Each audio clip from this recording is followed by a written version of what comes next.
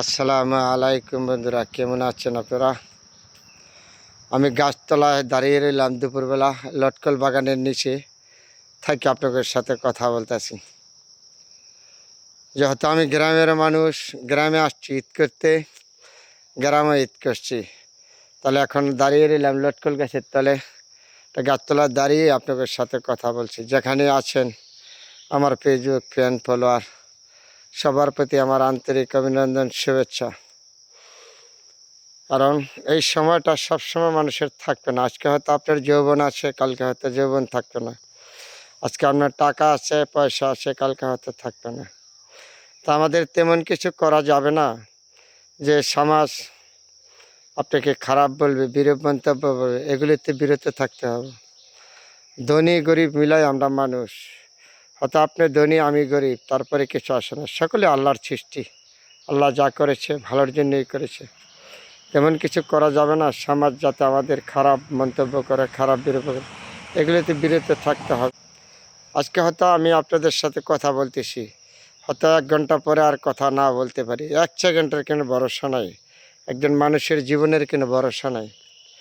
তারপরে এই মানুষ, আমরা কেন একজন মানুষ আরেকজন মানুষের প্রতি অহংকার, হিংসা, জর্জরি হয়ে যাচ্ছি, অহংকার, এগুলির থেকে দূরে থাকা আপনার জন্য, আমার জন্য, প্রতিটি মানুষের জন্য মঙ্গলজনক।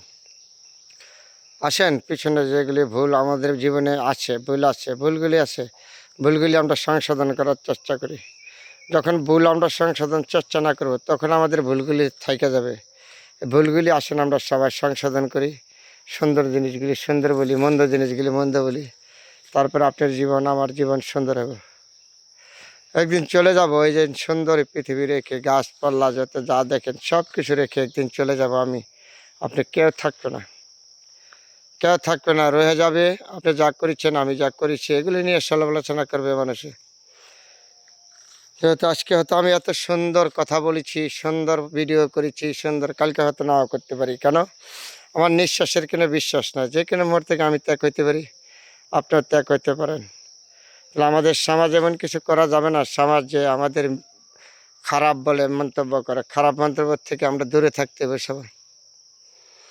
দুনিয়াটা অনেক সুন্দর, কিন্তু আগে আপনি সুন্দর হইতে হবে, আমি সুন্দর হইতে হবে। এই দুপুর ক্লান্ত রৌদ্রে মেঝে দাঁড়িয়ে আপনাদের সাথে কথা বলেছি।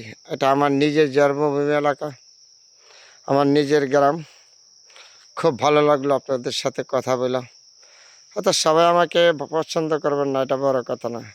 একটা বাপের সন্তান সবাইকে সবাই পছন্দ করে না, কাউকে পছন্দ করে, কাউকে। তাহলে আপনি আমাকে করবেন কেমনে? তাহলে আমি তো একজন মানুষ। তারপরে চেষ্টা করি সবসময় মানুষের মন রক্ষা করার জন্য। হয়তো পারি না সময়ের অভাবে, তারপরও যতক্ষণ বেঁচে থাকি চেষ্টা করবো আপনাকে সবার সাথে মিলেমিশে থাকার জন্য।